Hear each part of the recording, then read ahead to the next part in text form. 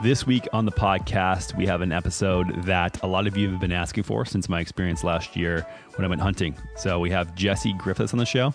He is the owner of Dai Due, which is one of the only restaurants that I eat out at in Austin. They use everything sort of local, seasonal here in Central Texas. Crazy high standards, amazing food, amazing man. And he also owns a hunting and butchering school called the New School of Traditional Cookery. And I went out with Jesse. He took me out for my first hunt. He was actually there when I killed my first animal. And so we sort of recount my experience, my reaction, him helping me butcher the animal, and then everything regarding and surrounding hunting is humanly possible. So if you are somebody who, this is a controversial topic, I've gotten a lot of flack on social media for posting about hunting. If you are turned off by this or offended, this episode is actually for you. This is not a pro hunting thing to try to get everybody riled up to go into it. We address all of the things where people maybe feel a little skittish or uncomfortable about the act of hunting. I felt super against it for actually a long period of time. My experience is not that of a sort of gun-toting RNA member or NRA member who, wants to push a certain agenda forward, needs to keep my gun rights. It's not what this episode is about. It's not about killing animals for fun. It's about the truth of our food system. And, I think we dive into a lot of different areas that are a little bit controversial. So, whether you're on one side of the fence or another, I think that this episode, we just provide some facts and chat about our experience and tune in. And, if you have any questions, reach out to me. If you have any responses around, getting started with hunting, it's actually a really difficult thing. I was shocked at how hard it was to transition and to learn about all the things that are required to go into it. It's like, if you've never done snow sports or snowboarding or skiing or anything like that, there's just like so much equipment you have to get, so much knowledge you have to have, so much preparation, but it's so worth it. It's gonna be part of my life moving forward. And really happy to have Jesse on the show and chat all about my experience and his take on it and everything in it. So again, tune in, hope you enjoy, shoot us any questions you have afterwards. I'm sure this episode could have 5 different follow-ups. So don't hold back and give us any feedback you want, any other questions you want answered, and maybe we'll do a follow-up one. But until then, tune in and I hope you enjoy this one. Before we get into today's episode, I wanted to tell you about how you can directly support the show. It is not free to produce this podcast, and I don't want to use the typical model of selling your attention to sponsors to fund the show. I want you to be able to take all of my health recommendations seriously without wondering if I'm being paid to promote something to you. If you want to support the team that is behind this podcast, head on over to either one of the brands that I've founded at perfectketo.com or equipfoods.com. I've developed the products for each of these companies with my insanely high standards because I couldn't find them anywhere else. Perfect Keto offers everything you need to support a whole foods-based ketogenic diet, from exogenous ketones that help you transition into keto and boost your energy, to super clean collagen bars that have been tested not to spike your blood sugar. It's literally the only bar that I know of that won't, and that's why I made it. Over at Equip Foods, we take real food ingredients seriously. You'll find only whole food ingredients like beef protein powder, sweet potato powder, grass-fed liver capsules, and more. If it's your first time trying the products at either one of these brands, use code NATURALSTATE for 20% off your first order. And if you feel amazing focusing on 100% real foods, awesome. These products are intended to support a proper foundation of health and nutrition, and they are not magic pills. All right, enough of that. Let's get into the show. All right, Jesse, thank you for coming on the show. Yeah, absolutely. Here we are sitting in your restaurant, which if anybody listens to any of my stuff or reads my newsletter or goes on social media, they know in Austin is pretty much the only place I go to eat out. You're probably here more than I am. Yeah, which, the last few times I've seen you here, but yeah, I think that, with Justin and myself, I probably eat 80, 90% of my meals out of this kitchen. Yeah. So, one of the things I wanted to just bring up in the beginning and chat about is just like the respect and admiration we both have for you as far as your view on your responsibility you take with sourcing food, not only for yourself, but for the restaurant. Yeah. And your adherence to things that are local, seasonal, just really living out the land here.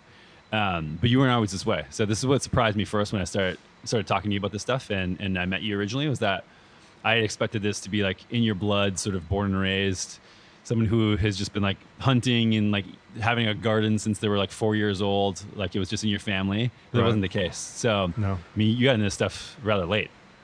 Yeah, I'd worked in restaurants my whole life since I was 16, and but I think like the epiphany that you speak of didn't happen till much later. I went to Italy, I landed in Italy on first time in Europe on January 1st, the year 2000. So I felt how old were you at this point? 25. And the 16 to 25. What was life like then? Like what type of places were you working in? What were you doing? Just working in restaurants, just to make it. And I started off as a busboy, and then I was a server, and then I was a bartender, and then I managed, and then decided I wanted to get into the kitchen because it seemed like more solvent, more long term to be in the kitchen rather than the let's just say the cash in pocket lifestyle, right? And also a trade. And I really enjoyed cooking, but up to that point, I was just slinging food, just cooking food. I mean, I was fascinated by food and good food and the creativity that you could express through it, but I had no semblance of any knowledge of where it came from or any interest in it at that point. It was just something that appeared.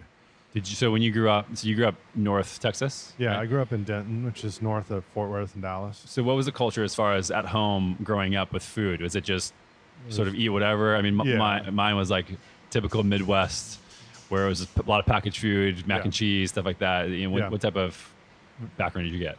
Very much so. We ate a lot of like TV dinners. Yeah. Which to the kids, that's something you put in the oven, and it's in a little aluminum tray, and there's some sort of meat product and two sides, and then some sort of little dessert in a package. We ate a lot of that. We ate fish sticks, things like that, And I grew up fishing though, and we would eat some fish, but there wasn't a real strong food culture in my immediate family. My grandparents both. My grandmothers cooked a little bit, but it wasn't real strong. Got it. And so fast forward back again to you're 25 now. You're going on this trip. Was it that you were just done with what you were doing? You just wanted to reset? Like what was the impetus for going on this little journey through Europe? Well, I'd started reading some cookbooks, and I was really into Italian food. I loved the idea behind it. I always wanted to go to Europe. I love the history of Europe as well. So I booked a trip there. I went to it was a 2-week continuing education school outside of Venice, and it was for food service professionals only.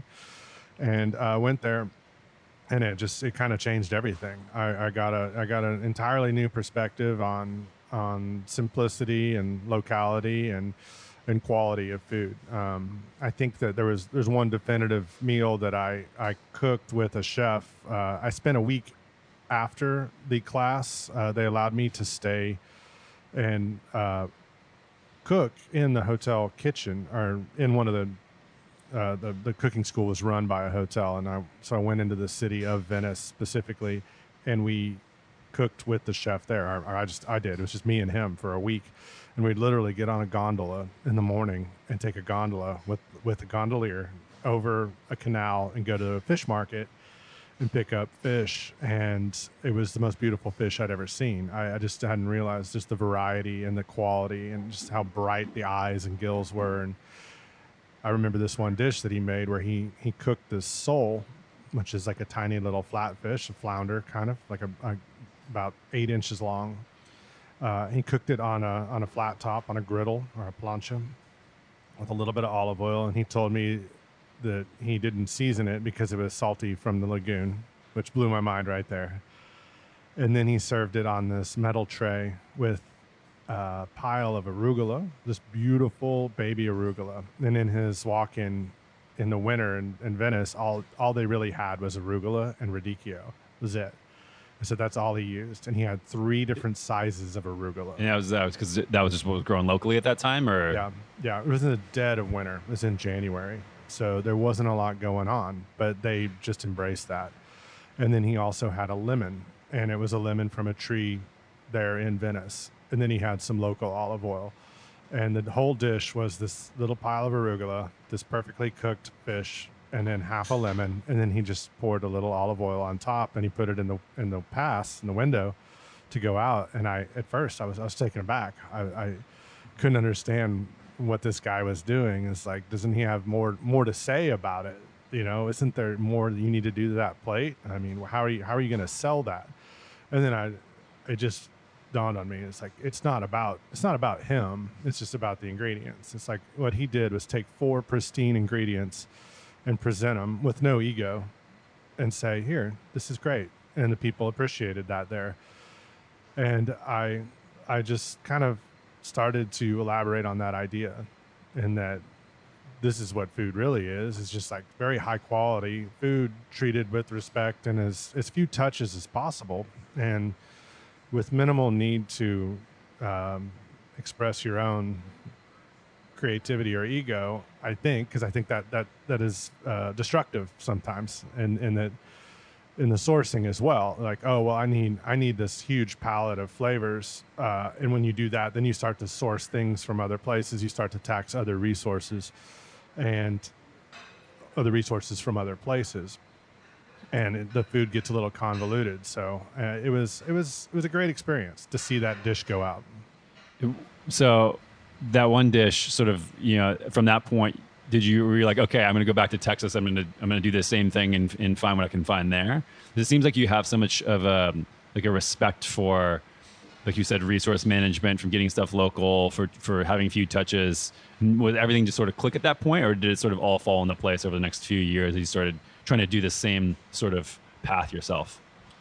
It took a few years. It took probably about 5 more years of kind of developing these ideas of what does Texas have? I mean, this is what Italy had at that moment. What does Texas have? I mean, there's no way that Texas doesn't have just this total bounty. I know that it does. And then when I came back, I realized that nobody was using that. Nobody was even thinking about that. Like Texas food, if you got a Texas cookbook, circa 1995 to year 2000, it wouldn't reflect local ingredients at all. It Maybe just some barbecue. Yeah, exactly. And that, those cattle came from feedlots in the Midwest. Originally, no, they didn't. So, but that's an excellent point that you just made, in that barbecue reflects a local culture, but it didn't reflect necessarily a local ingredient. And so what would happen hypothetically if we took the culture and the ingredients and all the other cultures that have come here, thankfully, that have brought their ideas as well, and just applied Texas ingredients and resources to that and started making food from there. And that's what we did. So what were some of the first ingredients you were shot that other people weren't using, that you're like, oh, this is plentiful here that nobody is touching? Things that we do really well, peppers, I think, feral hog, beef for that matter. I mean, beef is a really good one. At the time, I think there was one grass-fed beef producer out in Fredericksburg, and I mean, he was having a tough time of it. I mean, we're talking 2006, being a grass-fed meat producer was not something that was very lucrative. You were really having to explain yourself every time about what you were doing and why grass-fed was better, because the collective palate only recognized grain-fed feedlot beef, for that matter, chicken as well. And chicken is an example that I always use, in that when we first started in 2006 doing what we called our supper club, Dai Due supper club, finding well-raised chickens was very difficult. I would have to drive about 20 miles to a farm and buy from this really cool guy, Kim Alexander, this Mennonite farmer out east of town. And I would have to buy the chickens from him and have whatever he had. It might only be like 6 chickens. And then another chicken producer popped up, and he sold really little chickens. His name was Jeremy Barnwell. And so he sold little 1-pound chickens. And at that time, he might have a dozen a week. And so we're talking, between the two of them, you're pretty limited as far as how many chickens you can get. And then you fast forward to today, I could buy 300 pounds of chicken and have it here probably within 2 hours. It's really, it changed a lot. But at the time, there was not a lot of ingredients, and definitely not a lot of reflection into the more esoteric ingredients like what you were asking about. But at the time, I think that even things that were as simple as chicken or beef or cactus, or the very young olive oil industry that was starting to take place at the time, people didn't realize that was coming out of Texas, or that we could do that. And that's when you first really started to see the experimentation with the growers into looking at these resources and what's blossomed into a pretty amazing situation that we have today where all these things are widely available. Did you have your first dish when you came back where it was like the first time you're like, okay, I served my equivalent to the soul fish dish? Was it like, okay, I put that out there and it was incredible and I just used local ingredients? Was it like a first one where you're like, okay, I did it? That would be so romantic if I could remember that. But I do distinctly remember growing lemons, having a lemon tree and enjoying and replicating that somewhat. And that, a friend had caught a pompano, which is one of the most glorious fish that you can eat.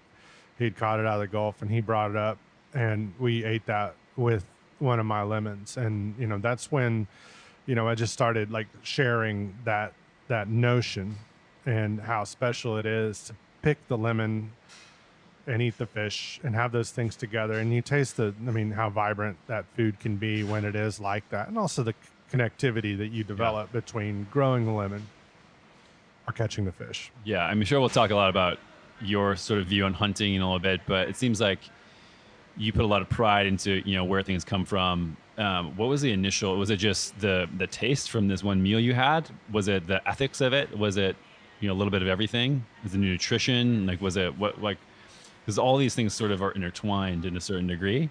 Right. What were the first things that you're like, oh, okay. Like, is it, was it the catching fish locally and resource management? Was it just the taste purely? Was it, okay, if I eat this way, it's going to be the most nutritious meal I can eat? And like, what are your focuses now? Like, how has that evolved over the last few years? I think that it started with kind of a broad focus, and now I'm able to illuminate that a little bit better.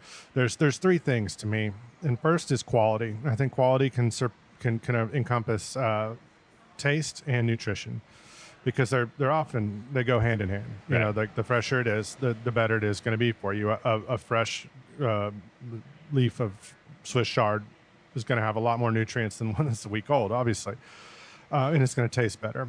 A really good egg is going to change somebody's mind about what eggs can taste like. So there's quality, and there's ethics. I also started to realize that opening giant boxes of one cut of beef really distanced us from not only how that animal lived and died, but also the value of that animal. Like, we just don't notice anymore. Anytime you get any kind of blowback on hunting, I really just, the first question I want to ask that person is, do you eat meat? If you're upset about hunting, then are you not also upset about where you source your meat? Because, I'm sure we can get into that later. So there's the ethics of it. And that mostly applies, I think, to animals, but it also applies also to vegetable production, dairy productions, things like that. And it also applies to the quality of life of the workers and the, trimming down of that revenue stream. And then that segues into the third reason being economics, and that I feel very strongly about supporting neighbors. Like, you should give your neighbors money and empower them. And the ones that are doing the best thing, you should give them more money. And then not only when you are spending your money with a good producer, you're not spending money with a bad producer or an agribusiness. And so those three things, and like I said, I couldn't have said that like I just said it 13 years ago. It would have been a more vague ideal, but those were the driving factors. And then once we started that, you get locked in, and it's really hard to go back. It's hard to go to the grocery store and buy something in cellophane from an animal that you just have no idea where it came from. And so you came back, started looking into this stuff, opening it up, and you said you started with the supper club. And then what was the evolution from there? After the supper club, which was just a roving dinner, which became a weekly thing at its peak, started a farmer's market stand, and we're cooking at the farmer's market as well. So we were offering sausage, pickles, ferments, hot sauces, roasting hens, things like that. I mean, basically, it was a kind of value-added butcher shop. We're selling stock, all kinds of crazy stuff. Basically whatever we could find that week, we just turned it into a value-added product and sell it. And then we also cooked hot food at the market, and that's where we really got our start. Biscuits and gravy was like the thing. We were making sausage patties and biscuits and gravy with good milk, and that kind of kicked it off. And then we'd make tacos and all kinds of other little breakfast items, and some drinks. We make like substitute Big Red. We'd make Big Red out of beets, things like that. We just try to honor the culture, like making local food, not only with local ingredients, but with local traditions and recognizable food, because I think that the best language to communicate in is things that people are comfortable and familiar with. Right. What was the name back then? Dai Due. It's always been Dai Due since the beginning. What is the story of the name? Dai Due is Italian, which I think is appropriate, seeing as how that's kind of where the whole idea came from. But I saw this quote, an old quote in a book. I don't even remember what book it was at this point, a long time ago. And it translates to, from the two kingdoms of nature, choose food with care. And Dai Due in Italian literally means from the two. And so it's from the two kingdoms of nature. Got it. And then what along this phase, when did you start hunting yourself? Probably about not too far after that, and probably about 12 years ago, started hunting. I had already learned to butcher in restaurants. I'd been the butcher at Vespaio down on South Congress, and learned how to break animals down. And so I was able to come at it from a different angle. I just wanted to be on the front end of that animal's life and death.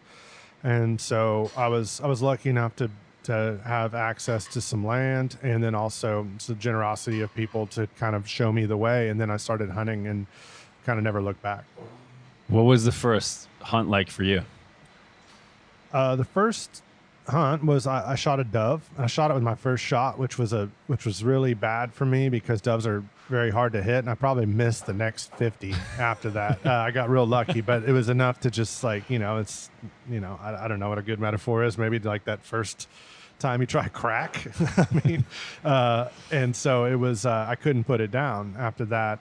And then I went from there to deer, and shot my first deer, and then was able to have a lot of meat. And then soon after that, I really couldn't wrap my head around buying meat when I could have that connection to pretty much everything that all of the meat in my freezer. And then going to the farmer's market and buying vegetables from people whose first names I knew. And I think that I just, I don't know, maybe I don't know the appropriate word for it, but maybe just obsessed with connectivity of it.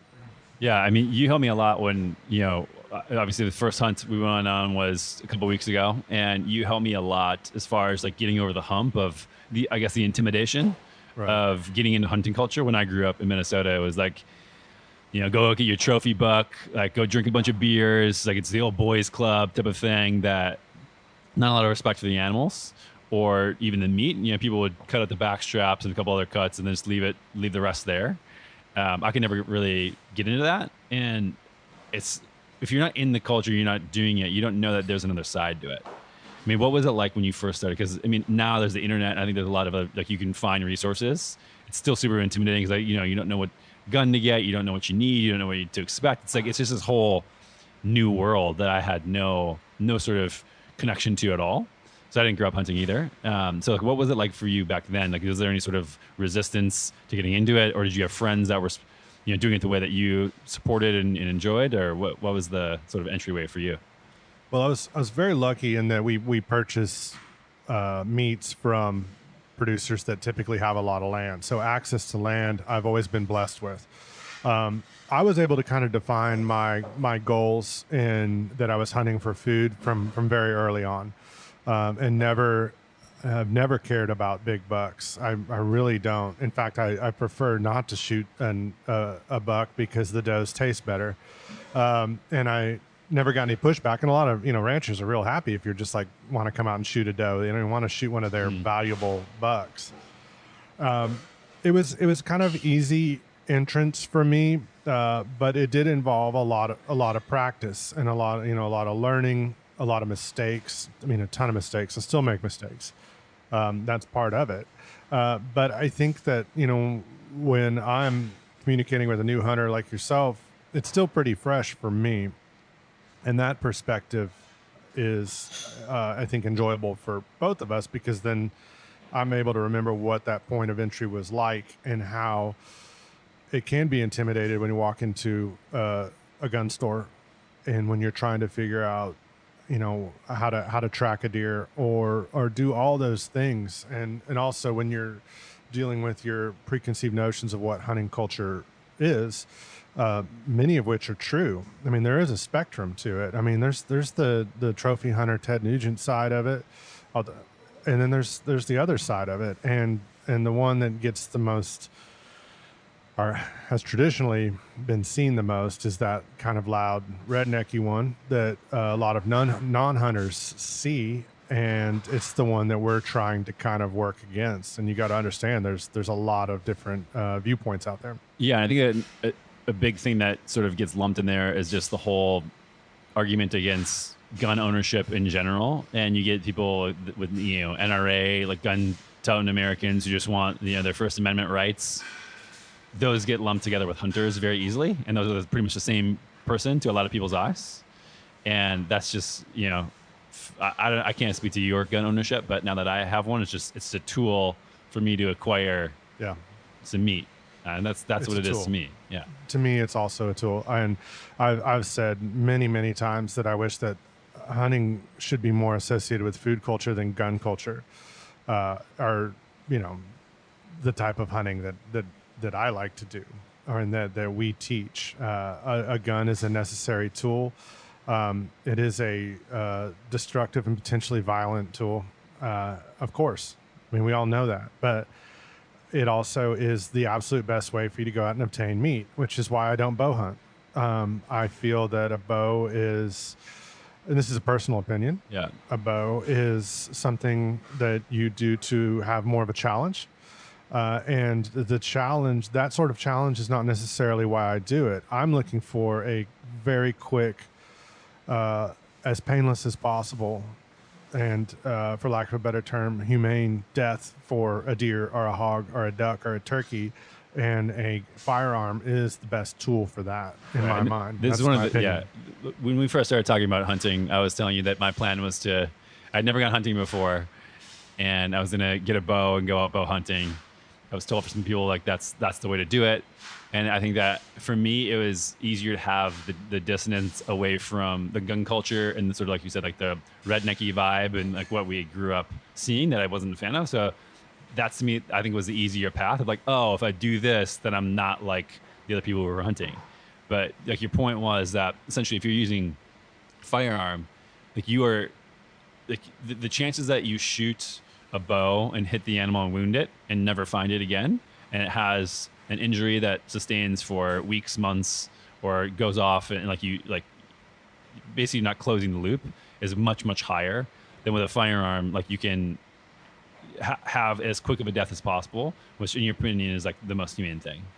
Yeah, and then of course that's not always true. I mean, bow hunters are going to light me up for that one, but it's. Right. I mean, I think statistically, I'd be backed up on that. And I know I have lots of friends that bow hunt, and I respect it, and I think that it's amazing. I would go with them and watch it, but me personally, when I'm taking an animal, and I'm not going to say harvest, I'm going to say kill. I don't like the harvest word. Harvest wheat. When you kill an animal, I want to do it as quickly as possible. And for me, a high-powered rifle is the best tool for that. And conversely, the game meat, venison, feral hog, turkey is the best meat. And so for me to get from the point of where I'm at, where I am a person that eats meat and I want to eat the best meat, the quickest and best way for me to do that is with a rifle. And not only that, I just started, I'd fired a few arrows before that. Like I would have to say that like to be able to understand hunting and like what that means and be proficient with a bow would take years.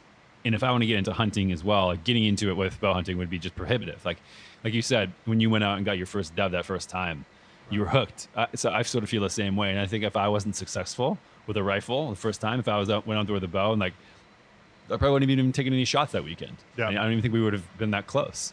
Would have been frustrating. Yeah. And so then I think that also the act of just like getting somebody into it and introducing them to a culture, it's sort of like if you were to introduce somebody to skiing or snowboarding and drop them off with a double black diamond and say, good luck, here's your first go at it. Right. Yeah. I mean, I think you told me, like, why don't you just get good at hunting first? Yeah. And then, like, if you want to use a bow after that, like, Yeah. feel free, go ahead. Yeah, knock yourself out. Yeah. You know, I mean, I also consume a lot of game meat, and so I don't have the luxury of bow hunting, which takes time to be more successful. I like to go out and make it happen. You know, I really do. I mean, a good hunt to me is something where I'm, you know, in 10, 15 minutes, if something walks out and I can shoot it and then be back at camp with a cleaned animal in an hour and a half. That's great for me. That's really great for me. I mean, I enjoy the time spent outdoors, but I also have a real thing for efficiency. Right. And so now I think that even it was before the restaurant opened, you started the hunting school. Yes. And butchery school. So like, what was the impetus for that? You wanted to introduce more people to this sort of getting animals locally and living off the land, or what was the initial thought of like, oh, I'm going to do this and help other people through this whole experience? Yeah, we were teaching some classes. I've always enjoyed being an instructor, an educator. And so we were teaching butchery classes for mostly domestic hogs. And I thought, well, why not incorporate that into a hunt? And we would have the butchery class as part of it. And so we started it up. It was 2009 that we started the New School of Traditional Cookery, which is the third branch of Dai Due. And we had a really successful first class. We had 8 people out, and then we've just been going ever since then. We're in our 10th year of that. Of offering all kinds of different classes. So we do fishing in the summer. We do hunting in the winter. We can hunt feral hogs year round. And we teach start to finish. You know, just like your experience, the only thing we really needed you to do was get comfortable with your rifle, which is mostly a safety issue. And then also, making a good killing shot when it comes time. And that's the only thing, the only really prerequisite is that you have a rifle and you come, and we'll help you with everything else. And our guides are very patient, I think, and we're food focused. You know, we're not out there hunting trophies. We're really just trying to get some meat in your freezer and also empower people as much as possible so that they can go forward and do it again and have the confidence to do that again. Yeah, one of the things he told me when we were on the hunt was that killing the animals just sort of was like halfway there. You're only halfway there, where most people just do that.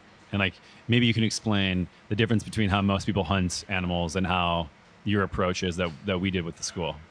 Right. I think it's very important to keep that in your mind, because the halfway point that you're speaking of is the point where you, let's say shoot the animal, and then from there, let's back up. And preceding that, you had practicing at the range, purchasing the rifle, driving to where we're going, walking out, potentially hunting for a day or two, being very quiet and still. And then the animal walks out, you shoot it. And then you start the second leg of that journey at that point, and you go out and then you find it. Hopefully it's easy to find. It hasn't gone far. It's dropped right there. And then the next part of it, the animal is dead, and then you have a whole lot of work on the other end of that. You have to take it back and skin it and gut it and get it cold. And then a couple days later, or maybe a few days later, you're going to butcher that. And then you're going to make sausage, and then you're going to package that. And then you have to, transport that and get that in your freezer. And then from there on, it's this cooking of that animal. So there's not this like end point, like, oh, I just shot the deer, I'm done. Absolutely not. You're at this halfway point, and if you're always recognizing that you've still got a lot of work, albeit in my mind extremely enjoyable work on that back end, then you'll enjoy the whole process a lot more, especially the eating part, and coming back to that over the next few months or however long it's going to last you. And maybe you need to go out again and shoot another deer, which you probably do. Right. Coming into that.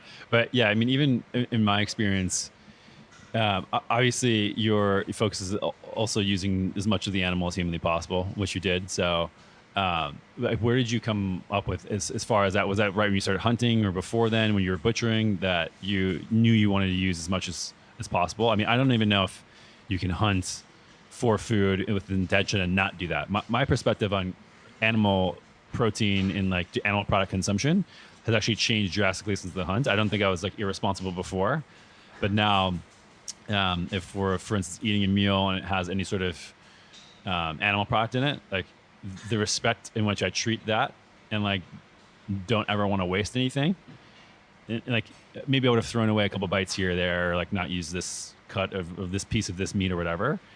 It's completely different now. And like the amount of respect I have for that food has completely changed. And I think that if you're hunting for food, like that is just sort of a part of it, and sort of an aha moment of like, okay, especially if you connect yourself and actually do the cleaning of the animal, the butchering of the animal, which we did on site, which is amazing. And going through that process and going through actually killing something, respecting it, and like seeing it dead and be like, okay, I was responsible for this. You don't waste anymore. Like the waste is just now completely gone, and the mindset is just completely different. Which for me to even have that change, like I thought I was responsible and respectful before, but it's just been sort of a phase shift for me personally. Yeah, I mean, that's perfectly put. I don't think I can elaborate too much more on it because it's also very fresh for you. I still feel that way. Like, you're traveling and you have to get a meal, and you stop and you get a taco, you know, and there's ground animal in there, ground mammal. I don't know. It's a beef taco or whatever. I cannot dissociate that from the animal anymore. I always think about it. It's like, wow. I mean, even if it's a fleeting thought, I think about that animal, and I would prefer not to eat the ones that I don't know had a good life and been a decent death. But it happens. But what I think hunting does is force you into that perspective, and I think that's amazing. And I think the detractors of hunting just don't understand that. That it makes you think about animals and their welfare a lot more, and it makes you respect the cycle and the life and the death of them with a lot more weight. Yeah, I mean, I think this is a good segue to chat about sort of the ethical concerns some people have with hunting and of killing animals. So you said if people eat meat, it's just sort of a contradiction, like to not be connected to that. And that's why I wanted to get into it. That's why I was interested in the first place for myself, was just sort of closing that loop and being more intimately involved and being more responsible with my food choices. But for people, I'm sure you've faced this a lot, criticism around hunting, killing animals, etc. I mean, what is your sort of ethical standpoint here? I mean, very surprisingly, I don't get a lot of pushback, and never really have. And I don't know if I've just been lucky, and I certainly don't fear it. And so let's start this conversation by saying we're talking to somebody that eats meat, because the conversation with a vegetarian would be very different and very respectful. And what I love about vegetarians and vegans is they care about what they eat. So we're starting from at least one thing that we agree about. We care about what we eat. We disagree on pretty much everything moving forward from that. But we do feel something. Now, someone that eats meat and then tells me that hunting is wrong, we don't really have that same foundation to stand upon. And I think that something that humans do that's fairly destructive is we tend to personify animals.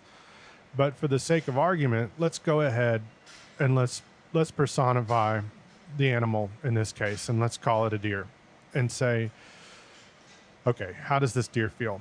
But first off, what we need to do is establish how a deer can die. There's 3 ways a deer can die. A deer can die naturally in the wild. A deer can die via hunting, or a deer can die, and this, I mean, maybe a deer wasn't the best example, but let's just say that there are some farm-raised deer, which there are. And a deer can live on a farm and then die in a slaughterhouse. So those are the three ways that an animal can die. And so I think it's worth pausing here and just noting that every living thing, including us, has a death, and I don't think people like to think about that. It's scary for them to think about themselves dying, but understanding that like everything is going to die, and there is an endpoint to life for every life. So for you, you're saying that for deer, there's 3 endpoints basically. Yeah, or there's just 3 animals. Yeah. And so so that first way of dying is the natural death in nature, and no animal ever curls up in a field of flowers and just drifts off and walks into the light.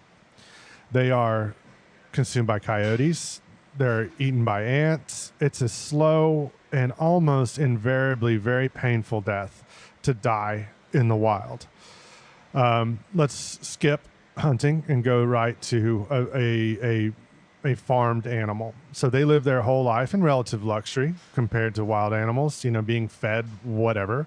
They probably don't have the luxury of being an animal that is that lives on one of the farms that we get our meat from. They probably live on a CAFO, a confined animal feeding operation. They are on a feedlot. They're not enjoying themselves. They're one of the 10 million chickens that die every week in a Tyson or Pilgrim's Pride plant.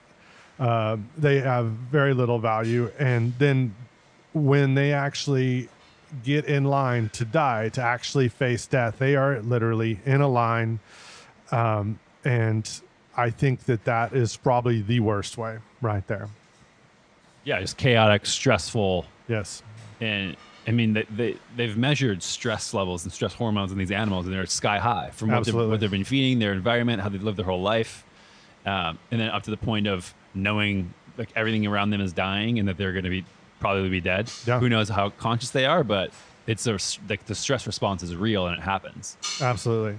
So then let's go back and revisit hunting. So hunting at its best is an instant kill. At its worst is, and it can go wrong. I'm not going to say that it will never go wrong. It can take an animal 30 minutes to die. But we're entering into the equation with the hope that it doesn't. And, and this is where things get a little tricky. But our aim is to kill that animal as quickly as possible. So now let's loop back and let's personify those animals, and let's, operating under the assumption that everything dies, the person that opposes hunting, which of those 3 modes of dying do you choose? Which would you choose? For yourself. Would you choose to take a shot to the heart and lungs while standing and eating some grass and die in 5 seconds, eaten by coyotes, or in an industrial situation? And so I really think that people's perspective on what hunting is and how the death goes is very skewed. And it can be the best way to end that animal's life.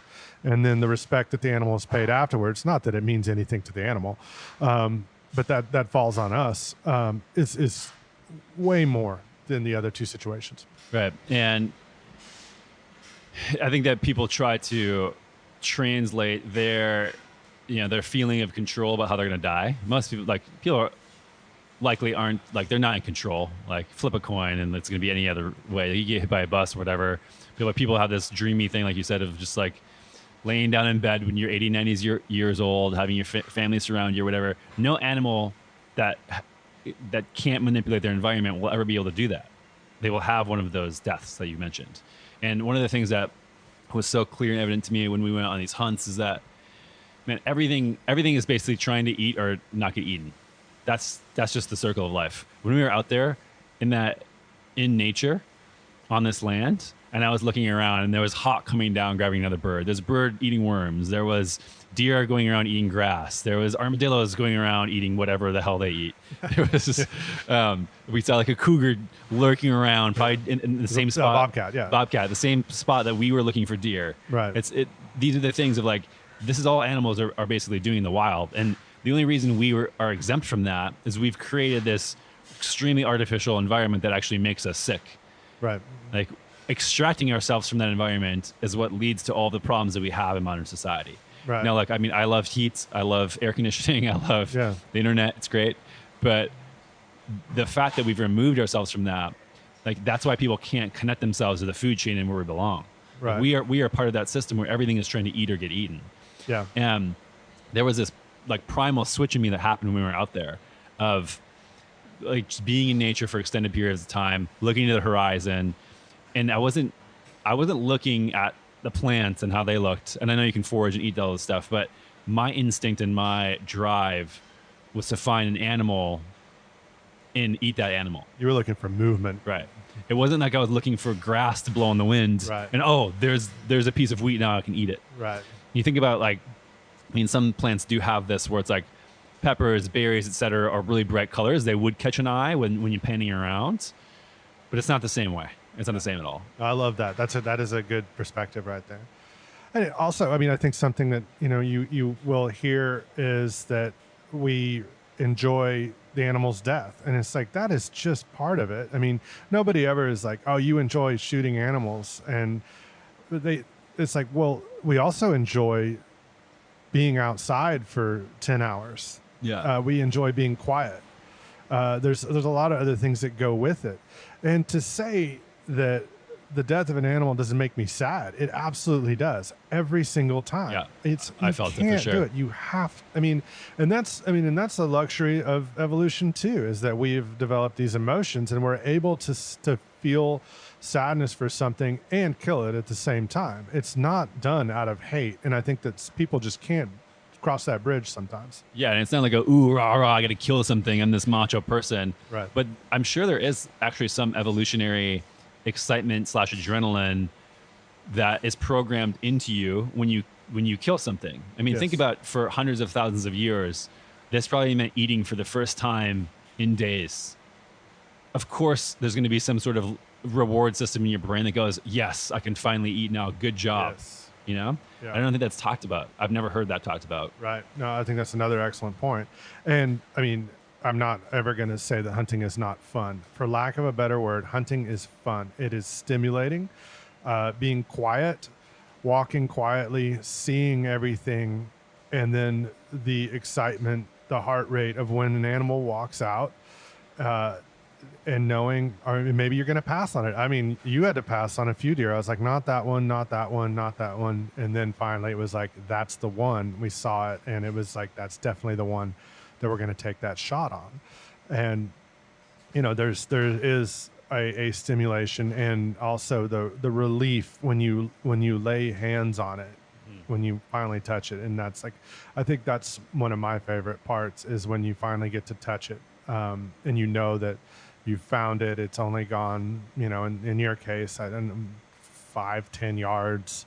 And there's that great relief that everything went as planned. And now you can start thinking about food. And yeah, definitely, I think the human brain is saying something with all that when you receive that kind of stimulation. Relief, I think, is the best way to put it. Like, that's sort of the same thing that I felt.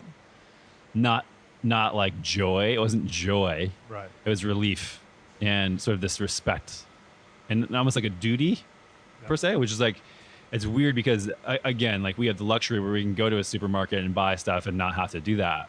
But when you're actually in that environment, I think there's certain things that kick on in your brain that are just programmed and are there, and there's nothing you can really do about it. Yeah. But as far as, you know, we were out together when I got my first animal, and you helped me through it. But I could talk for days about my experience and sort of my recollection. But I would love for you to sort of walk through your experience with seeing me kill my first animal and sort of how that all looked as far as that stage goes. Yeah. I mean, I'll say that you did your homework and you showed up shooting very well, which to me, being on year 10 of guiding, and probably better than 50% of the time I'm guiding a brand new hunter, that is a big relief to me. I'm pretty sure that a good shot is going to be made. We're not going to have any animals wounded or suffering, which is very rare. I find new hunters to be very, focused and show up, shooting very well, following instructions and just and absorbing. I think that's another big thing. And I felt like, we were able to sit there and talk, not constantly, but observe, talk, and just kind of get into the kind of cascade of things that you can learn about just sitting in the woods and observing, and animal behaviors and the way that their body languages and what we think they might do, what they actually do, and the whole chaos out there.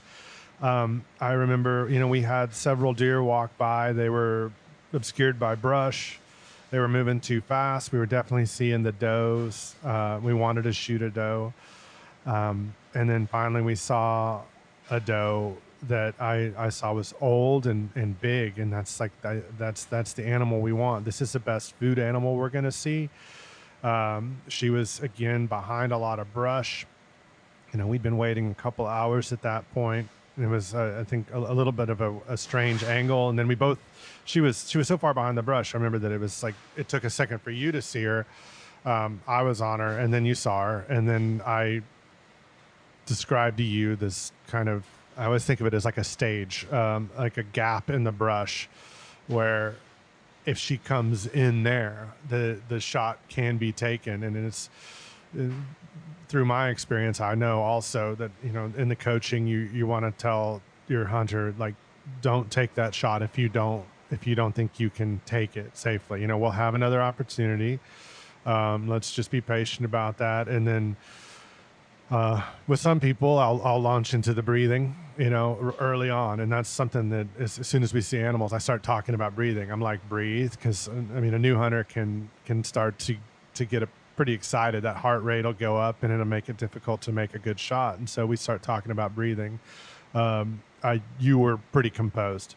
And then I laid out that window for you of where you could take the shot. And I figured that she would, if she didn't stop, she'd be in that window for 5 seconds tops.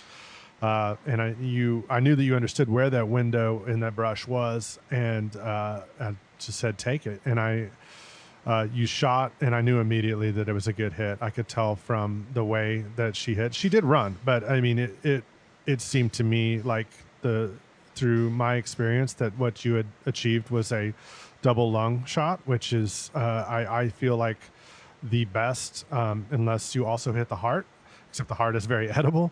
And that it'll be an exceedingly quick death. And, we waited a few minutes, got out, and it was kind of a farce as far as tracking. I like to take new hunters and have them track the animal.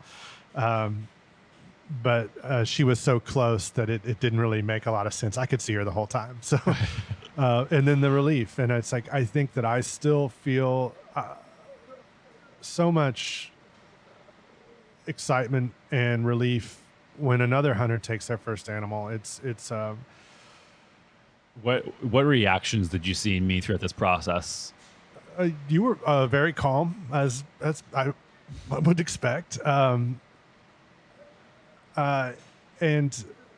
very capable. And the shot was perfect. I'm not just trying to blow you up right now, but it was. I mean, as far as guiding, it was pretty optimal for me. It was a great shot. You followed instructions very well, and I feel like, but there was a tangible excitement from you also.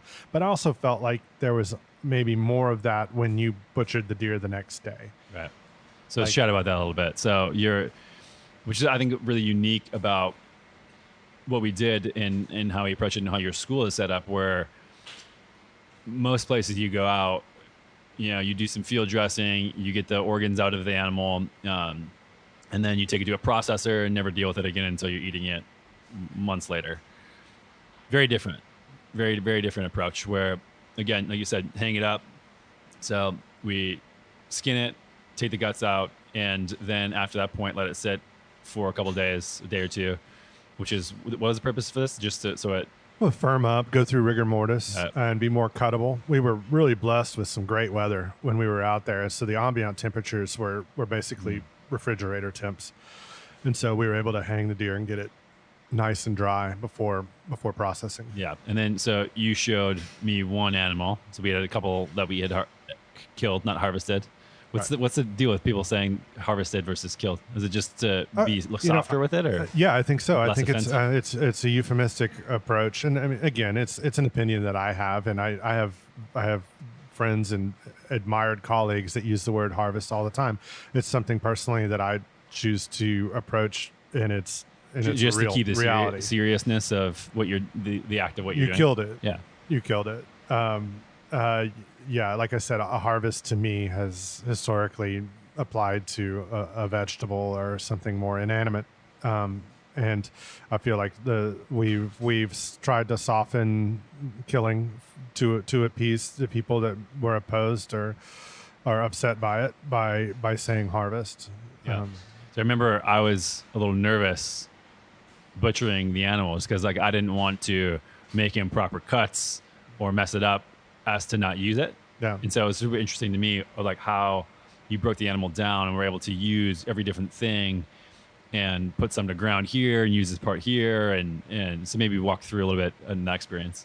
Yeah. Even a mistake that you make in the butchering process is still usable. And so I think, that's going into it knowing that all your mistakes are still going to be at worst ground or sausage, like at the very worst. So it's okay. It's okay to make mistakes and just approach it and have fun and think about the end game. Think about all that meat you're about to have in your freezer and about all those meals that you're about to have. And so break the deer into, hindquarters and midsection and the shoulders. We'll remove any trauma from the shot, which in this case was around the shoulders. Do lose a little bit of meat there. We did retain the heart and the liver. And some caul fat from it. The liver went into the ground, as did the heart. Oh no, we ate some. I can't remember. We ate the heart. We ate the heart. Yeah. Oh, we ate the heart raw the next night. That's right. It's good. And then different roasts and cuts and braising cuts, and it's kind of the roadmap of an animal, and just knowing which pieces are best slow cooked, which pieces are best grilled, medium rare, and then all the other cuts that can just be turned into ground, which I think it's just so useful and so applicable to so many different preparations. A burger or a meatball or whatever it is you're going to make out of ground. And just highly useful stuff there. And then being able to, and just being basic about it. And we're not going to do complex, advanced butchery techniques on these animals, because what we want to convey to our students is that they can do this when they get home, and any mistakes made are going to be completely undoable. Or is that the right way to put it? Are usable. It doesn't matter if you accidentally cut off a piece of the back strap. It's okay. You can do something else with it. Yeah. And one of the things for me personally, so in grad school, when I was getting my doctorate, we had a lot of human cadavers learning anatomy. So we dissected all of them. And so I'm very familiar in the minutia of the human anatomy, down to like every single muscle, nerve, et cetera, blood vessel, organs. And when you get the skin off, it's not that different, like mammal to mammal, from a deer to a human. Yeah. And that, to me, while I was doing that and butchering it, was just another way to just think about the respect of life and of consuming the food. And we're no different, and we care more about our consumption of this animal than worms would be when we die, when they eat our carcass. You're actually embracing right. the humanness of the, let's say, for lack of a better term, the carcass right. that we killed. Right. I mean, I love that. I mean, it's just like that is the reality of it, and that's you're not sugarcoating it at all. And I think that's a very important thing to think about. Yeah. So then we did that. We obviously ate some of it there. We had the heart. We had some of the back straps one of the nights. And then it's, like I said, for me, the full cycle has been something that has sort of changed my approach. But I think there's another side to hunting that people think that, why not just go have a farmed animal that is like a good farm or whatever? And there's this concept of you were telling me before we recorded that you're going down doing another hunt today, and that there's a certain amount of deer you actually have to take off land. Yes. And not only that, there's also things of invasive species that are like it's worthwhile managing these populations. Absolutely. So maybe talk a little bit about the deer and like why those need to be taken off the land, and then into invasive species. Well, deer are, we're lucky enough to live in the highest concentration of white-tailed deer in the world, in Is that central true here? Texas. Wow. Yeah. So there's a lot of them. And they are a very renewable resource. On some properties, in order to achieve the best, what's called carrying capacity, which is the output of the land in the form of grasses and forbs and other edibles for all the animals, they do need to be managed. Now, for better or worse, what we've done is eradicate all the other predators, like the bobcat we saw. And many people would have shot that thing dead because it could potentially eat a deer. Whereas, unfortunately, in the past, because they ate deer, they helped manage the deer populations. And now it's incumbent on us to do that instead. Wolves, bears. I mean, what were some of the other natural predators in this area? Mountain lions, definitely coyotes, wolves, bears, and we're going back a long time. But I mean, like, we, part of Manifest Destiny was the eradication of predators. We killed almost all of them off, and still to this day do. I'm not saying that some forms of predator control aren't necessary. They absolutely are, because that's another population that can get out of whack as well. I mean, we have achieved we're at the apex now, and the onus is on us to manage all of it, like it or not. And so, because we remove those predators, we do have to manage the deer population, and that seems like a very viable thing to me. It's also, and we can loop back to the quality and the nutrition that white-tailed deer offer. Very nutrient dense, delicious, very good for you. They have some fat on them, but they are just one of the best things that you can eat, I think. And so it's kind of a great situation. And then we have to think about the herd, and the way that the ranch I'm going to today, we're now managing this ranch in a pretty unique way. And I don't know anyone else that's doing this, and we're managing the deer herd there for optimal herd health and optimal deer size. And when I say size, I mean does and bucks, and I don't mean antlers whatsoever. We're not looking at what's on their heads, which is the management approach for 99+% of all other ranches. What we want is big, healthy, highly edible, high yielding deer, and that's it. And so we are approaching from that management style. And then, I mean, are you ready to get into invasives? Yeah. So this is my thing.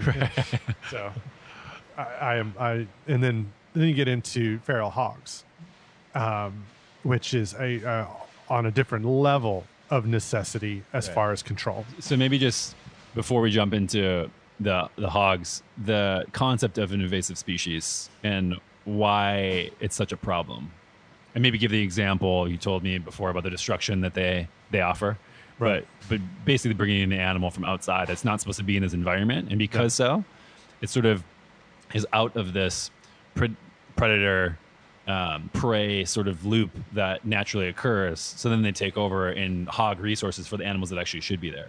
Correct. So the hogs were brought here in the 1500s by Hernán de Soto from Spain. So they are not native to North America, and they have firmly taken root here, especially in Texas. About half the feral hog population in the whole United States resides in Texas.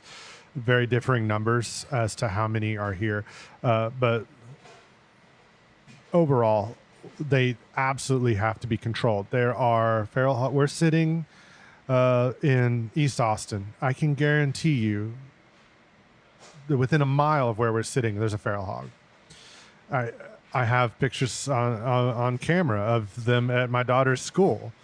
They're everywhere, and they are breeding machines. A deer will drop 1 or 2 fawns a year. A feral hog can produce in about a 14 or 15 month period, it can probably produce upwards of a dozen and then they'll reach sexual maturity very soon and be doing that themselves. So it's sort of an exponential Absolutely. explosion. And then as far as the destruction on agricultural land, can you touch a little bit about that? It's estimated that one hog in Texas does $300 worth of agricultural damage every year. It's massive. I mean, a sounder or family group. How many hogs are there? It's the estimate is crazy. There's so much discrepancy in the number. It's between 2 and 4 million here in Texas. So I mean, just the nature of the discrepancy between those two numbers speaks a lot to how hard they are to monitor. Because they're mostly nocturnal, they're extremely smart, and so just that discrepancy. It's maybe 2, maybe 4. We don't even know. There's a lot of them, and they can do a massive amount of damage. They tend to run in very large familial groups called sounders, which I've seen up to 30 or 40 pigs in. And if they come into your, let's say soy field, let's say for the production of tofu, you see what I'm doing there.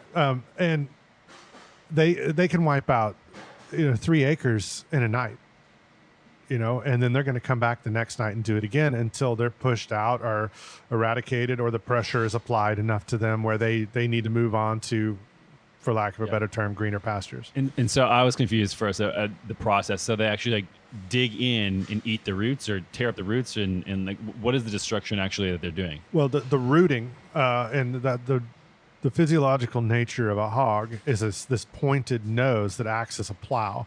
And so to achieve a lot of their food sources, or to access a lot of their food sources, they rely on rooting or digging to get to roots, but they're also eating grubs, other things. They are omnivores. They'll eat anything. They'll eat ground nesting birds. They'll eat the eggs. They'll eat a newborn fawn if that's the only thing that's available. So they are, they're omnivores that just will, I mean, they'll eat just anything. Like they're the vacuums. I think in the book I'm working on about feral hogs, I call them forest vacuums with shitty manners.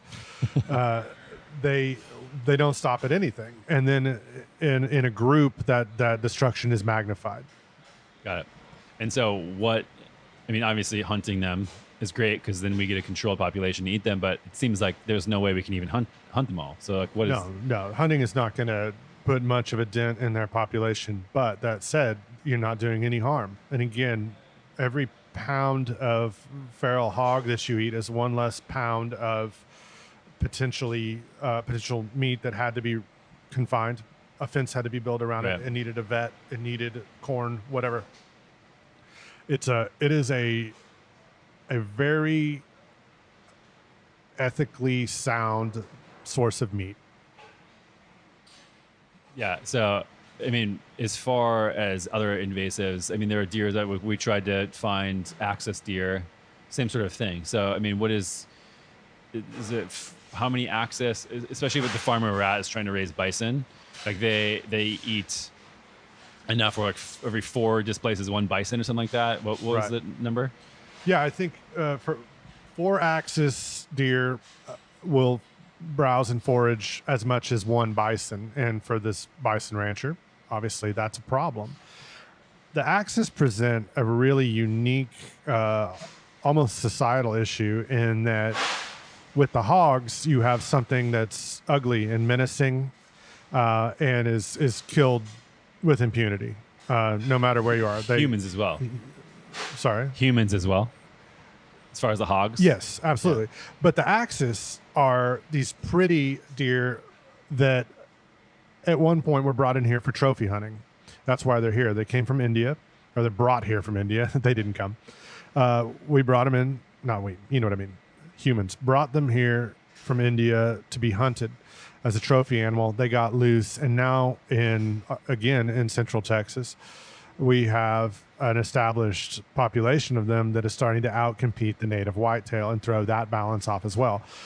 What we're at the crossroads of right now is the value of axis as trophy is still highly regarded. So we still haven't gotten away from the fact that this animal is worth a lot of money to a trophy hunter, but it's now become an invasive species. So again, the need is there to remove as many of these as possible. And the problem with the axis is they are extremely smart, very nocturnal, and they know where they can be hunted, and they run in these huge groups. And those huge groups, just like the hogs, cause very specific damage. They're able to a very acute damage because they're moving in this large group, and they can just swoop through a field and mow it down. And again, we've hit this problem, but the controlling factor of allowing people to get in and hunt these animals isn't being met because they still have this intrinsic trophy value, if that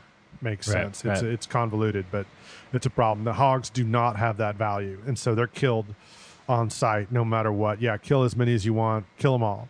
But an axis, we're still seeing, we're going to charge for the axis hunt when we're likely hitting a point where we need to be killing a lot more of them than we are. Right.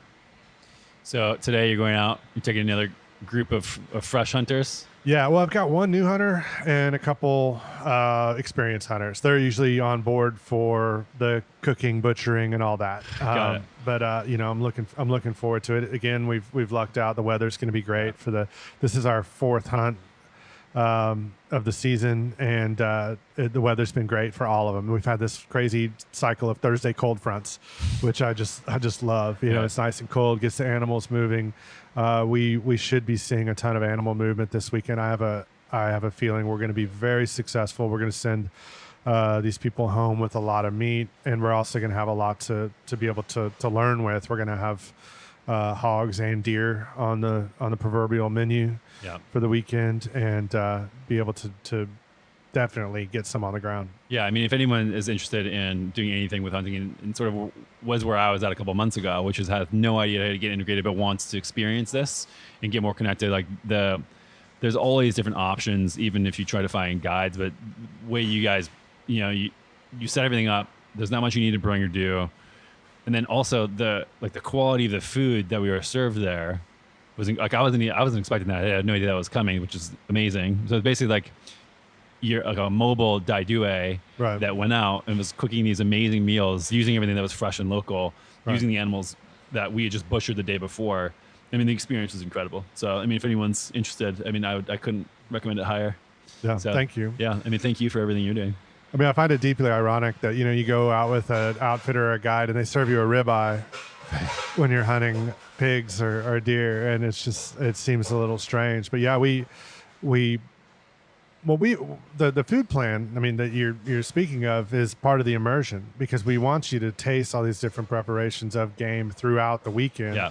And nonstop. When we do fishing classes down on the coast, you'll eat fish and crab and shrimp for breakfast, as well as lunch and dinner. I mean, it is an immersion in the food as well. And I think it's really important because you learn from that. You're like, oh, this is what that tasted like, or I really enjoyed that. I can apply what I learned with this animal to that dish or that concept. And so I think that's got a lot of value to it. Yeah. All right. I don't want to take up too much of your day because I know you got to get out to the hunt. I'm excited. Anywhere you want to send people as far as if they want to check out more of your work?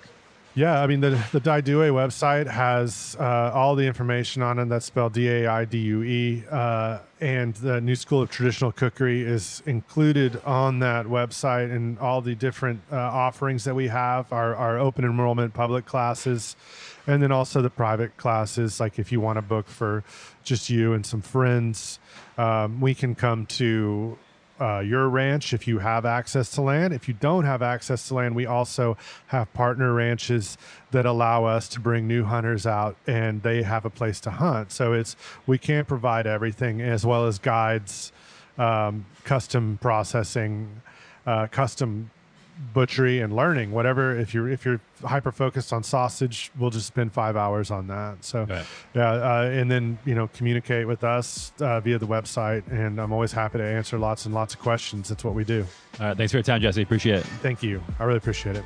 Thanks for listening to this episode of the Natural State Podcast. Hope you enjoyed it, and if you did, I'd really appreciate you heading over to whatever service you're listening to this podcast on, dropping me a 5-star review and your thoughts on the show. This helps us get discovered by more people and spreading the good gospel of health. And if you want to stay plugged into all of my self-health experiments, recent research in books that I'm reading and my interpretations of those things, products that I'm testing, and thoughts on all things related to health, check out my free weekly newsletter called The Feed. You can sign up for that at dranthonygustin.com/thefeed. That's dranthonygustin.com/thefeed. Thanks again for tuning in and your support of the Natural State Podcast.